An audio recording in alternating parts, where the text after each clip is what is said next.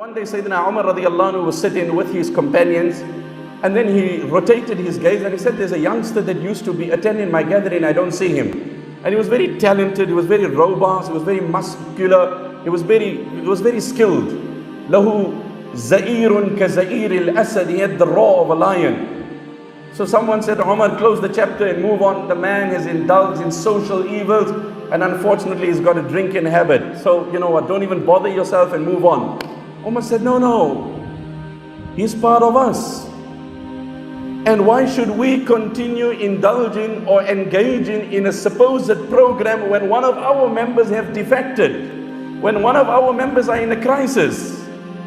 We've got to respond to his aid, we've got to stand out. So Sayyidina Umar radiallahu anhu then gave it thought and he wrote a verse where Allah subhanahu wa ta'ala introduces himself by saying, لا يمسهم فيها نصب وما هم منها بمخرجين نبئ عبادي أني أنا الغفور الرحيم نبئ عبادي أني أنا الغفور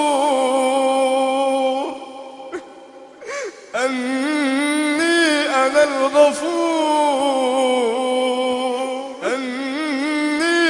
الغفور الرحيم.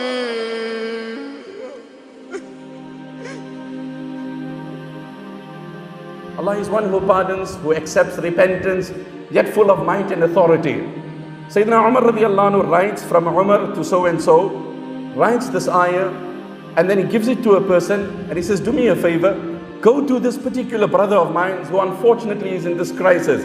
If I have to discover that so and so has fallen, that's the gossip, that's the social, it's just excitement, it's just, you know what. Sayyidina Umar halted his program, got them activated, mobilized his team, captured this in writing, tasked one person as an envoy. He said, you take this note and you go and give it to this man. But two things, you give it to him personally. If you don't meet him, you don't give it to anyone else. This is confidentiality. This is confidentiality. We need to trust and respect that. Number one. Number two, you give it to him when he's sober and he's in a state that he can read it. If you find that unfortunately he's not sober, he's not in his senses, then you wait till he recovers, and when he's in a good state, you drop him the note. The envoy takes this note, light as it is, laden with prayer and supplication, brimming with concern and worry. He then addresses his congregation and he said, "Ud'u Allah li akhikum an yuqbila biqalbihi." Now I'm not going to have a program. We've changed our program. Every one of you now engage in passionate prayer that when this note drops in the lap of our brother, it must effect a positive change, and Allah must inspire his heart to embrace the bold step of change. So it's just not a lousy SMS, it's just not a simple text, it's just not sending an email, it's filled with meaning.